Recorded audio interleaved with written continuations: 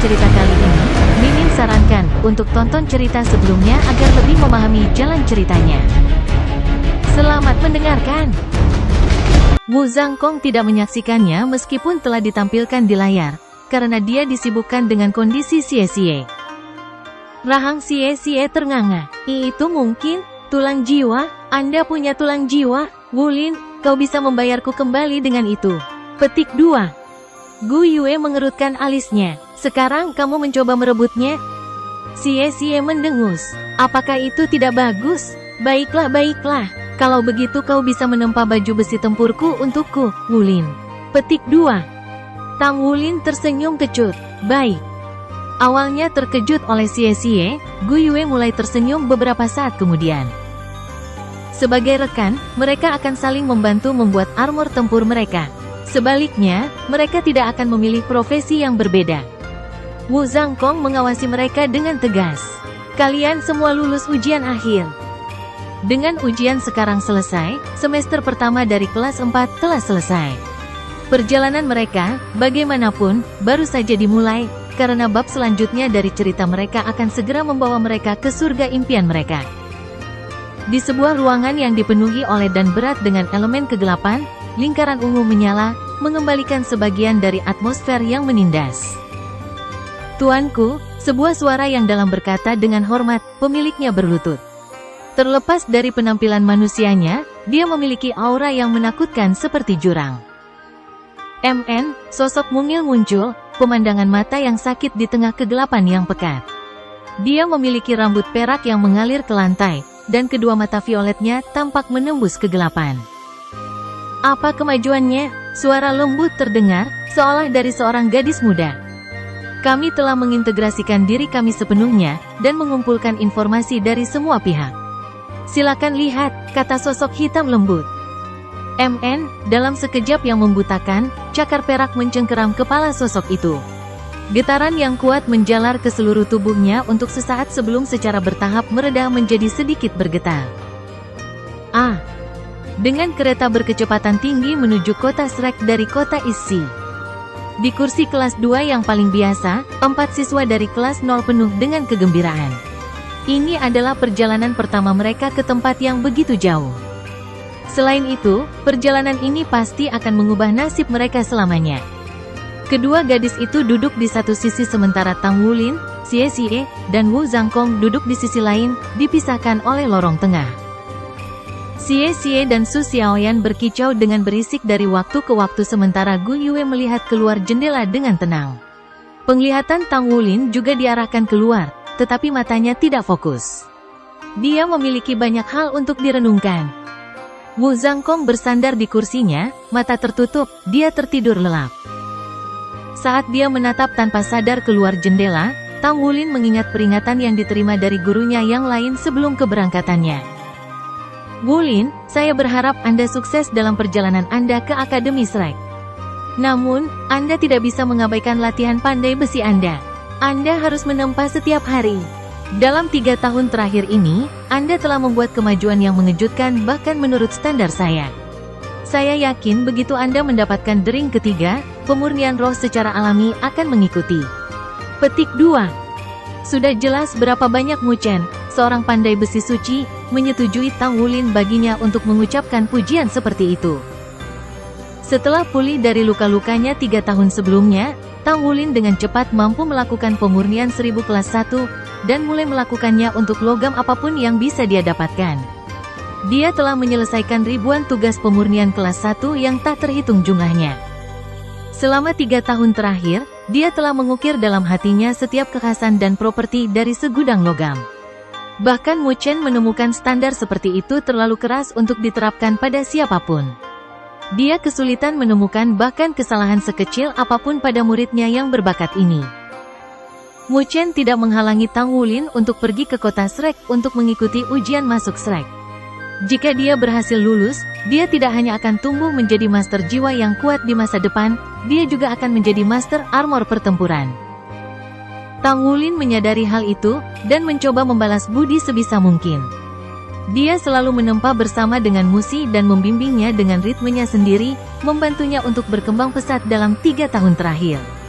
Dia berumur 17 tahun sekarang, dan pandai besi peringkat 4. Bagi publik, dia adalah pandai besi jenius nomor 1 di kota Issy. Mu Chen mengusap kepala Tang Wulin. Berhati-hatilah, bahkan jika kamu tidak lulus ujian masuk, kamu bisa kembali dan aku akan memikirkan cara untuk memasukkanmu ke akademi yang bagus. Petik 2. Terima kasih guru. Tang Wulin memeluk Mu Chen dengan mata berkaca-kaca. Jika dia lulus ujian, lalu siapa yang tahu kapan dia kembali lagi nanti? Pikiran berpisah dengan Mu Chen menyayat hati. Mu Chen terkekeh. Anak bodoh, apa yang kamu tangisi? Dengan teknologi jiwa saat ini, tidak bisakah Anda mengunjungi kapanpun Anda mau? Baiklah, ucapkan selamat tinggal kepada kakak perempuan murid senior Anda sekarang. Dia mengalami depresi sejak dia tahu kamu akan pergi. Petik 2. Musi bahkan belum datang ke asosiasi pandai besi dalam beberapa hari terakhir. Dia mulai mengabaikannya ketika dia mengatakan padanya bahwa dia akan pergi untuk mengikuti ujian masuk SREC.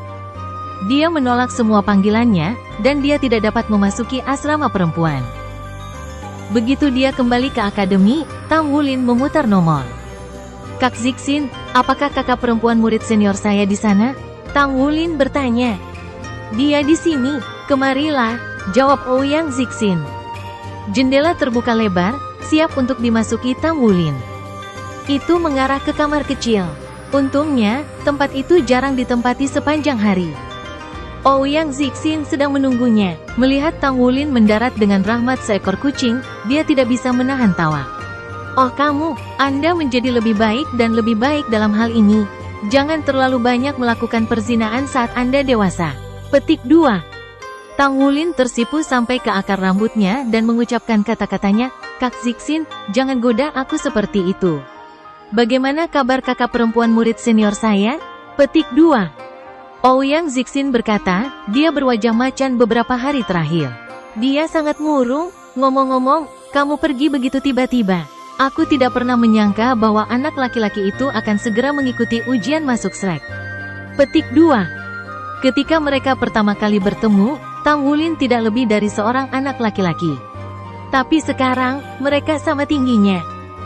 Tang Wulin tersenyum, apel di pipinya berwarna merah muda yang lezat.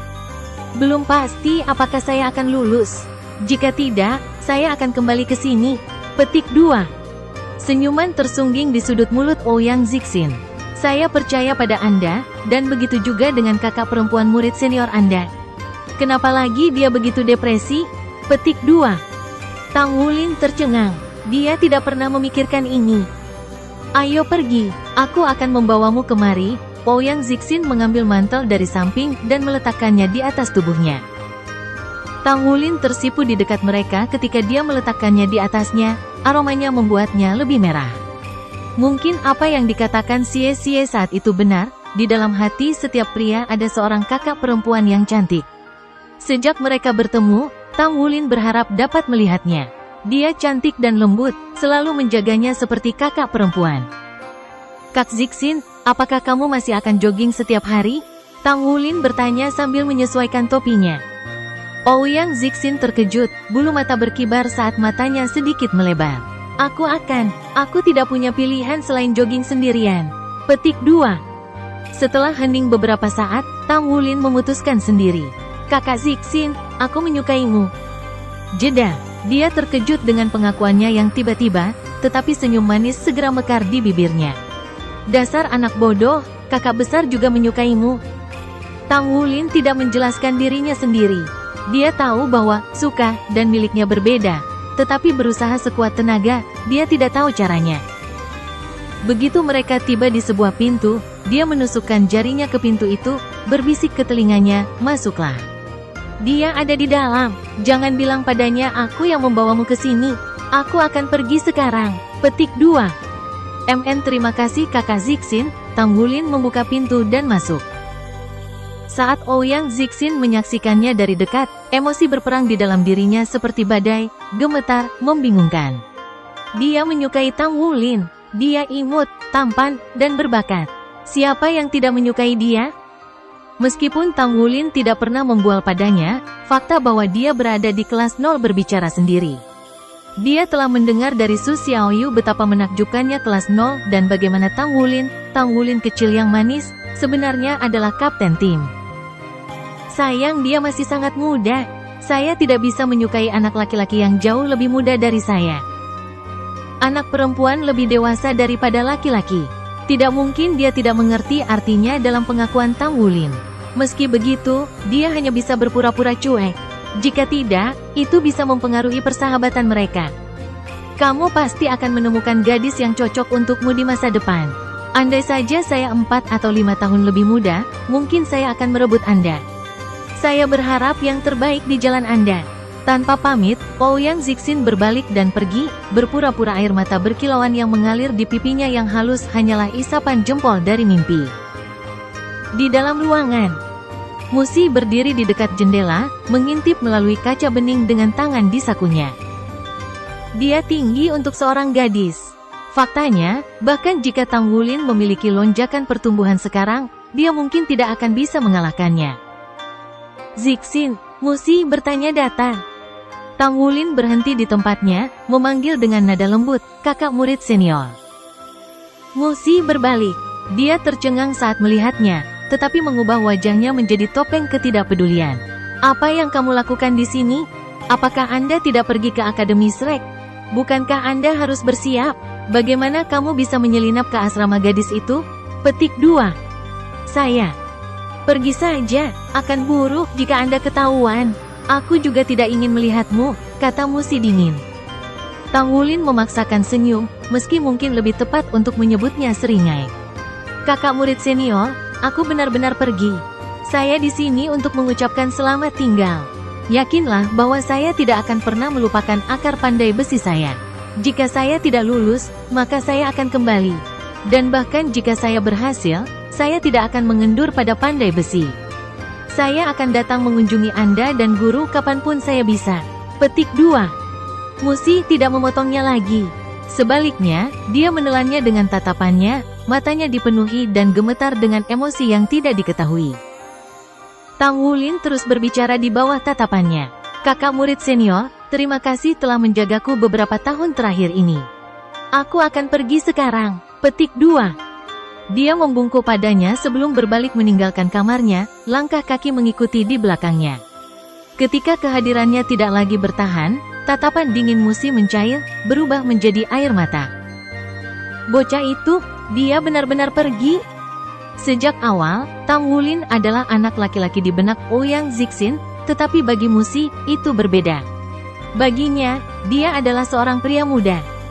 Perubahan persepsi ini terjadi 3 tahun lalu ketika Tang Wulin memimpinnya dengan ritme tempaannya selama turnamen Aliansi Skysi. Hanya setelah pengalaman itulah bakatnya berkembang, mengangkatnya ke tingkat jenius kelas 1. Itu tidak meninggalkan kesan yang dalam padanya di awal. Namun seiring berjalannya waktu dan dia merenungkan pikirannya, dia merasa seolah-olah dia telah dilindungi dan diberkati olehnya. Meskipun jauh lebih tua darinya, dia merasa nyaman di hadapannya. Sejak itu, seakan-akan belenggu yang mengikat punggungnya putus, Musi membuat kemajuan cepat dalam penempaannya dengan Tang Wulin. Dia sekarang adalah pandai besi peringkat 4. Dia mampu melakukan pemurnian 1000 kelas 1. Menurut perkiraan asli Muchen, kemajuan seperti itu seharusnya memakan waktu 5 tahun. Sejak dia kecil, Muchen telah menancapkan bentuk kerendahan hati di kepalanya. Dia berbakat, tapi selalu ada yang lebih brilian darinya. Namun, saat dia mengasah keahliannya bersama Tang Wulin, ayahnya mulai memberinya lebih banyak bimbingan. Dia memberi saya semua ini, tapi sekarang dia pergi. Dia berangkat ke kota Shrek. Pada hari dia tahu, dia mendekati ayahnya sambil menangis, memintanya untuk membuat Tang Wulin tetap tinggal. Muchen menjawabnya, Tang Wulin tidak termasuk dalam kolam kecil ini. Masa depannya ada di antara lautan bintang. Petik 2. Musi tidak tahu mengapa dia begitu patah hati saat dia menangis sepanjang malam. Hanya di pagi hari kebenaran meresap. Dia tidak bisa membiarkannya pergi dan ingin tinggal di sisinya.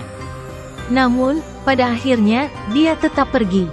Bahkan jika dia lebih muda dari Ouyang Zixin, tidak ada yang bisa menyembunyikan usianya. Dia juga berusia 18 tahun. Dari perbedaan usia 4 tahun, mereka ditakdirkan untuk menempuh 2 jalan yang berbeda.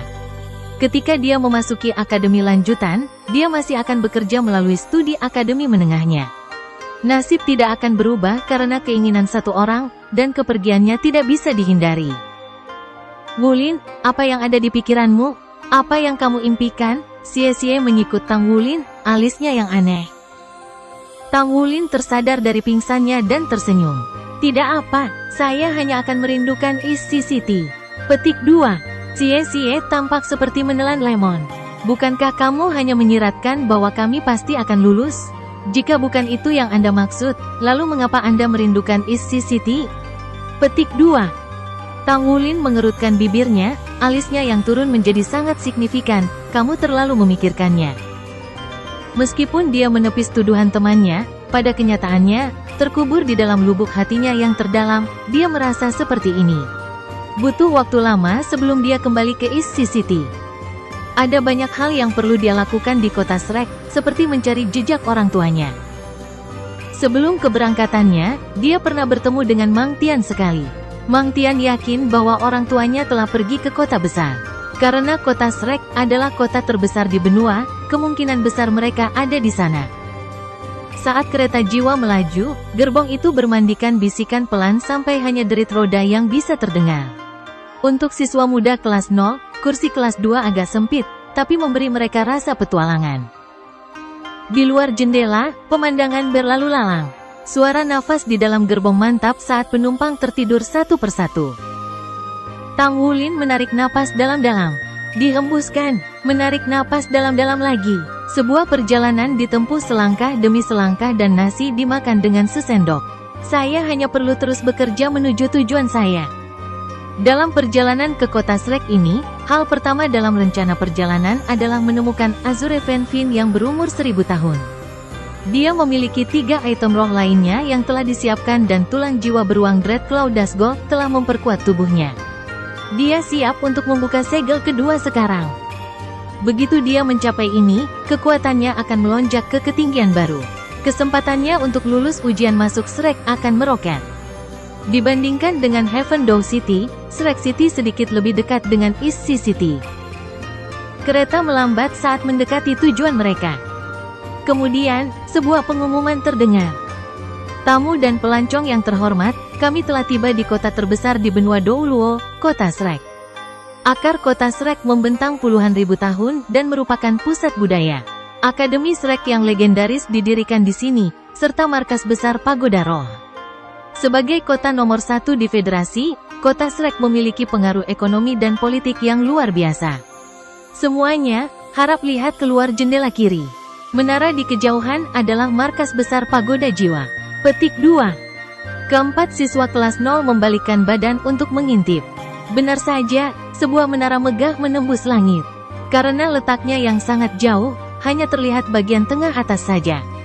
Kedelapan sisinya berkilau dengan kemegahan perak, perlahan meruncing ke awan, puncaknya tak terlihat. Markas Pagoda Jiwa adalah bangunan tertinggi di benua itu. Semua orang, termasuk Tang Wulin, mengetahui hal ini. Faktanya, federasi memiliki peraturan yang melarang bangunan dengan ketinggian lebih tinggi sebagai tanda hormat. Jika Sekte Tang adalah organisasi paling misterius, dan Akademi Shrek yang paling terkenal, maka yang paling kuat tidak diragukan lagi adalah Pagoda Roh. Dengan teknologi jiwa roh buatan mereka, Pagoda Roh mampu mengumpulkan segerombolan peneliti, master jiwa yang kuat, dan mengumpulkan kekayaan setara dengan bangsa. Pengaruhnya tidak dapat disangkal di federasi. Setelah memasuki kota, kereta melaju selama 1 jam lagi sebelum berhenti. Sepanjang hidupnya, Tang Wulin tidak pernah melihat stasiun kereta yang lebih besar dari ini. Itu setidaknya 5 kali lebih besar dari Heaven Dow City dan East Sea City. Atap kubah besar berdiri di atas mereka, ditandai dengan arsitektur sederhana. Patung-patung tersebar di seluruh stasiun untuk dikagumi para pelancong. Guru Wu, kemana kita pergi dulu? Langsung ke Akademi Shrek, Xie bertanya dengan penuh semangat. Bahkan jika dia berasal dari keluarga kaya, itu tidak berarti apa-apa, dia tidak bisa mengendalikan kegembiraannya setelah menginjakkan kaki di kota legenda ini. Meskipun Wu Zhangkong mengenakan topeng dinginnya yang biasa, matanya tampak berkedip karena konflik emosi. Mari kita cari penginapan dulu. Kata mewah tidak ada dalam kamus penginapan yang dipilih Wu Zhangkong, hanya dengan menemukan satu penginapan yang berada di dekat stasiun dan memesan 3 kamar. Setiap kamar memiliki satu tempat tidur, 2 lemari samping tempat tidur, lemari pakaian, meja, dan kursi. Hanya 2 orang yang bisa masuk ke kamar kecil sekaligus, dan itu saja. Memiliki 4 dinding putih dan jendela dengan pemandangan stasiun kereta. Wu Zhangkong memiliki kamar untuk dirinya sendiri, sementara para siswa dibagi menurut jenis kelamin menjadi 2 kamar lain.